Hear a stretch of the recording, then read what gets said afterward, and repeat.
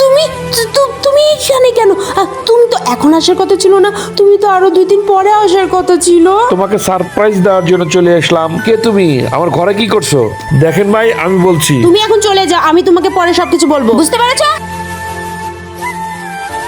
দেখো, তুমি আমার কথাটা ভালো মতো বোঝো। তুমি সারাটা মাস বাইরে থাকো, আমার পাশে কেউ থাকে না, আমি একদম একা থাকি। সারাটা দিন আমি লোনলি ফিল করি। আমার তোমাকে খুব যখন প্রয়োজন তখন আমি তোমাকে পাই না। তুমি 1 মাস পর পর আসো, কিন্তু আমি এখানে কিভাবে দিন কাটাই তুমি কখনো একটাবারও জিজ্ঞেস করেছো? এত বড় বাসা, এই বাসার মধ্যে আমি একা একা থাকি, একটা মানুষও নাই। আমি শুধু কথা বলার জন্য আমি একটা মানুষও পাই না, আর তাই আমি এদেরকে শুধু টাইম পাসের জন্য আনি। কিন্তু বিশ্বাস করো, আমি শুধু তোমাকেই ভালোবাসি। তুমি ভাবলে কি করে এত কিছু জানার পর তোমাকে আমি রাখবো?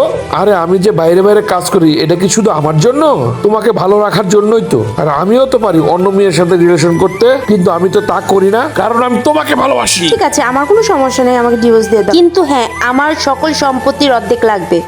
তোমাদের মতো লোভী মেয়েকে আমার ঠিকই চেনা আছে। নিজের রূপে চলে আসলে তো ঠিক আছে, আমি তোমাকে সব সম্পত্তি দিয়ে দিব, তারপরেও তোমার সাথে আমি সংসার করবো না। চরিত্রহীন মেয়েদের সাথে কখনো সংসার করা যায় না। আমি তোমাকে ডিভোর্স লেটার পাঠিয়ে দিব, আর তোমাকে সম্পত্তির ভাগও দিয়ে দিব।